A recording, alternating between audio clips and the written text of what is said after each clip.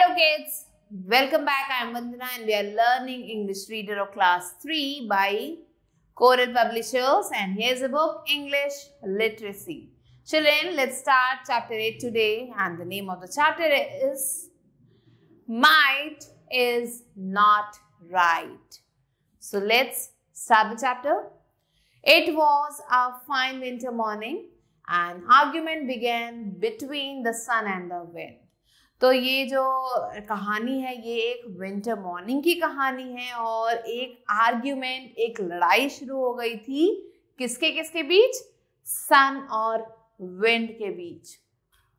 Sun and wind, इन दोनों की बीच लड़ाई शुरू हो गई थी। Each one said that he was stronger than the other. हर एक ने कहा कि मैं ज्यादा ताकतवर हूं, दूसरे ने कहा मैं ज्यादा ताकतवर हूं। Finally they decided to have a contest. Last में उन्होंने डिसाइड किया कि चलो एक कॉन्टेस्ट कर लेते हैं, देख लेते हैं कौन ज्यादा ताकतवर है।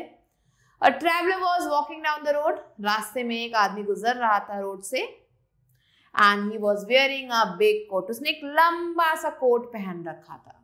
The sun and the wind agreed that whosoever could make the traveler take off his coat would be the winner. तो उन दोनों ने डिसाइड किया कि जो भी इस आदमी का कोट निकलवा देगा वो विनर कहलाएगा।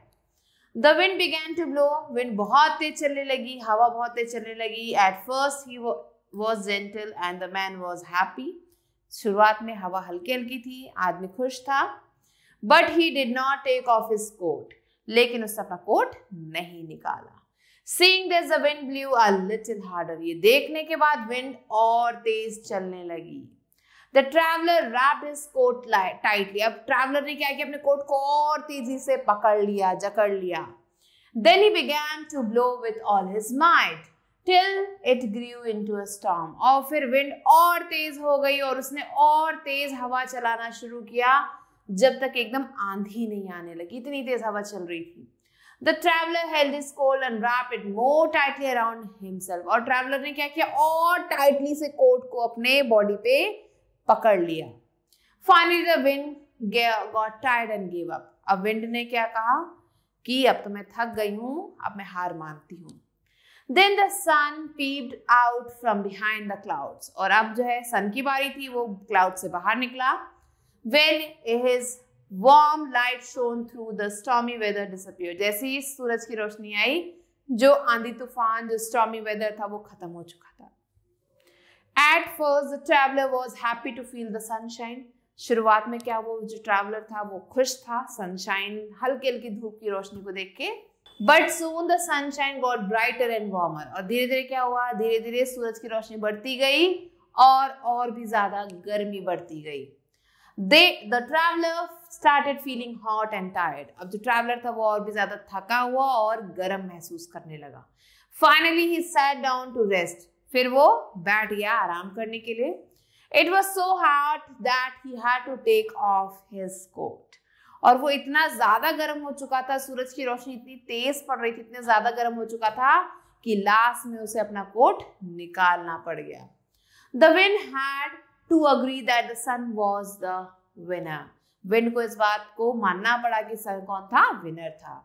He came to know that might was not the only way to win a contest. तो विंड को ये पता चल गया कि सिर्फ ताकत ही सब कुछ नहीं होती किसी कॉन्टेस्ट को जीतने के लिए। So this was the story, children. Now let's move on to word meaning. Peeped means came out of cover, and this appeared means went out of view. Let's do exercise here. Read and write is the first exercise. A exercise is check the correct answer. So it was a fine morning, noon or evening. So it was a fine morning.